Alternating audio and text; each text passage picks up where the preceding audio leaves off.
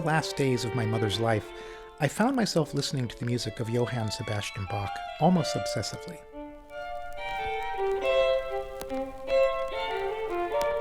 Nothing else gave me the distance I needed to accept and understand the sadness of my mother's life and death.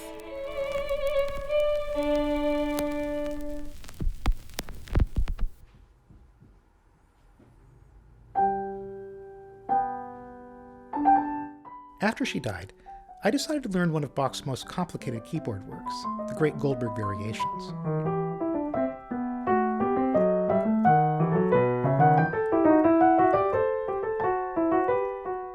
It was a ridiculous idea, given that I hadn't practiced the piano seriously in years.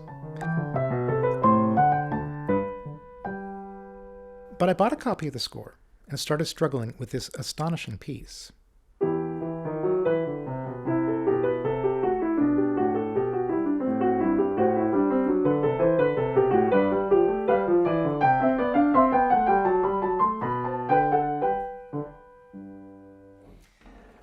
I'm still struggling, and Counterpoint is a memoir about that struggle.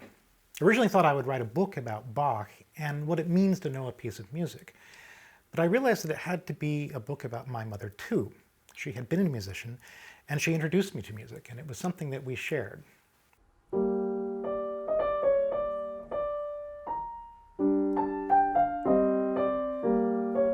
She was an unhappy person. But over the many years I spent learning this music, I've learned a great deal about her, too.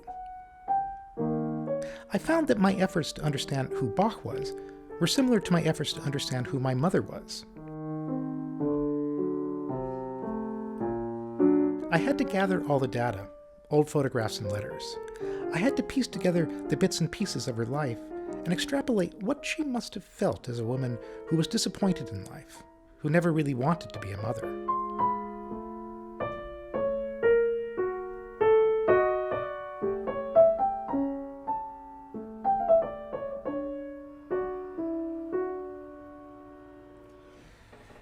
In a way, this is a book about failure. I'm never going to learn this music the way I'd like to learn it, and I'll probably never understand who my mother was. But I think the challenge of wrestling with a complex piece like the Goldberg Variations and the emotional challenge of mourning a parent gave me some insight into who Bach was.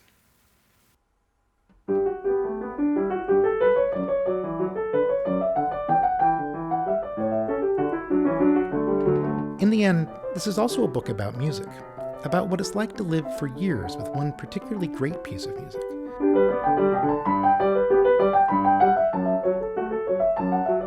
A work that makes my existence seem small, in a good way,